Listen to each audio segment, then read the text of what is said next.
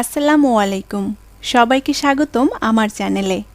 আশা করি সবাই অনেক ভালো আছেন। আজ আপনাদের সাথে শেয়ার করব রমজান স্পেশাল একটি ইফতার রেসিপি। সেটা হলো লাচ্চা চিকেন পাকোড়া বা চিকেন পাকোড়া। মচমচে এই লাচ্চা চিকেন পাকোড়া খেতে খুবই মজার এবং ছোট বড় সবাই ভীষণ পছন্দ করবে। আর বানানোও কিন্তু খুবই সহজ। আশা করি আপনাদের ভালো লাগবে। লাচ্চা চিকেন পাকোড়া তৈরি করার জন্য আমি এখানে কিছু মুরগির মাংস নিয়েছি, আর এখানে আমি হাড় ছাড়া মুরগির বুকের মাংসটা নিয়েছি। আর মাংসগুলোকে আমি এভাবে ছোট ছোট টুকরো করে কেটে নিয়েছি।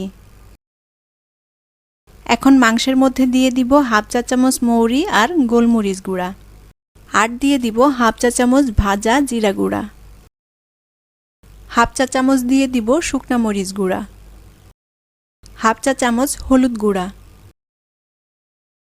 এখন দিয়ে দিব হাফ চা চামচ রসুন বাটা আর হাফ চা চামচ আদা বাটা। এবার মাংসের মধ্যে দিয়ে দিব 1 টেবিল চামচ পরিমাণ সয়া সস, আর দিয়ে দিব 1 টেবিল চামচ পরিমাণ টমেটো সস।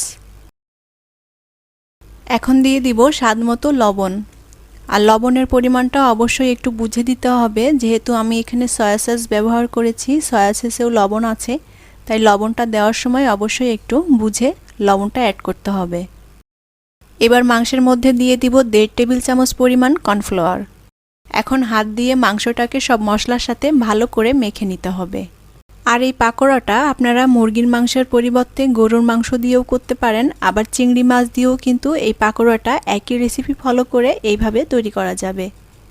মাংসটা সব মশলার সাথে ভালো করে মাখা হয়ে গিয়েছে। এখন আমি এই মাংসটাকে আধা ঘন্টা মতো ম্যারিনেটের জন্য রেখে দিব।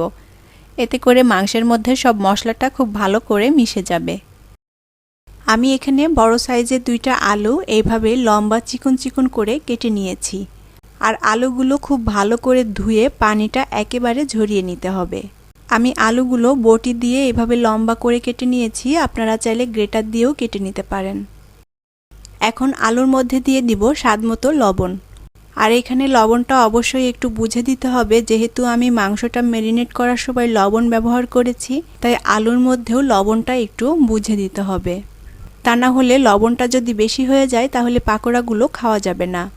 এখন এর মধ্যে দিয়ে দিব 1 চা চামচ ভাজা জিরা গুঁড়া, আর দিয়ে দিব হাফ চা চামচের মতো শুকনা মরিচ গুঁড়া, হাফ চা চামচ হলুদ গুঁড়া দিয়ে দিব।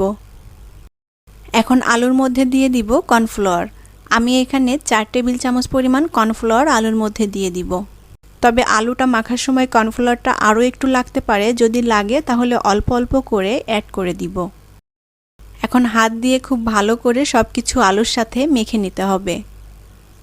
আর আলুটা খুব বেশি চটকে মাখানো যাবে না, আলতো করে সব কিছু আলুর সাথে মিশিয়ে নিতে হবে। আলুর মধ্যে আরও কিছুটা কর্নফ্লাওয়ার লাগবে। এখন আমি আরও 2 টেবিল চামচ পরিমাণ কর্নফ্লাওয়ার অ্যাড করে দিলাম। এবার আলতো হাতে আলুগুলোকে খুব ভালো করে মেখে নিতে হবে। আর আলুটার পানি আমি খুব ভালো করে ঝরিয়ে নিয়েছিলাম, তাই মাখাতে গেলে আলুগুলো একটু ঝরঝরে মনে হবে। সেক্ষেত্রে অল্প পরিমাণ পানি দিয়ে আলুটাকে একটু নরম করে নিতে হবে, তবে খুব বেশি নরম করে মাখা যাবে না। আলুর এই মিশ্রণটা যদি খুব বেশি নরম হয়ে যায় তাহলে পাকোড়াগুলো বানাতে অসুবিধা হবে। আমি আলুগুলোর মধ্যে সামান্য একটু পানি দিয়েছিলাম, যাতে করে আলুটা এভাবে একটু আঠালোভাবে মাখা হয়। আলুগুলো ঠিক এইভাবেই মেখে নিতে হবে, আলুগুলো যেন এর থেকে বেশি নরম না হয়। এখন আমি একটা চামচের উপরে অল্প করে কিছুটা আলুর মিশ্রণ নিয়ে নিব। আলুটা এভাবে একটু ছড়িয়ে দিতে হবে। এখন যে মুরগির মাংসটা আমি ম্যারিনেট করে রেখেছিলাম, সেখান থেকে 1 টুকরো মাংস আমি আলুর উপরে এভাবে দিয়ে দিব।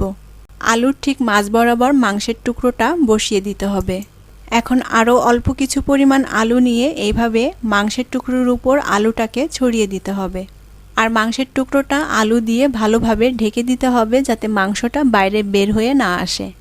আর আলুগুলো হাত দিয়ে চেপে চেপে দেওয়ার দরকার নেই, কারণ আলুগুলো এলোমেলো থাকলেই এই পাকোড়াটা দেখতে ভালো লাগবে। আমি একইভাবে সব পাকোড়াগুলো বানিয়ে নিব। আর এই সেম রেসিপি ফলো করে আপনারা ডিম দিয়েও কিন্তু এই পাকোড়াটা তৈরি করতে পারেন।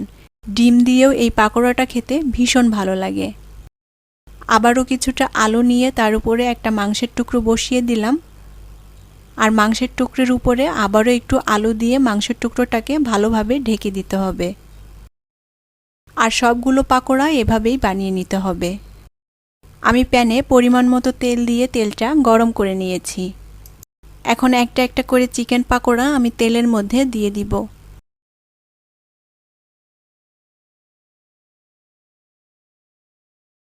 এখন আমি চিকেন পাকোড়াগুলো মিডিয়াম আঁচে ভেজে নিব। চুলোর আঁচটাকে খুব বেশি রাখা যাবে না, তাহলে আলুর ভিতরে যে মাংসটা আছে মাংসটা সিদ্ধ হবে না, আলুগুলো বাইরে থেকে পুড়ে যাবে।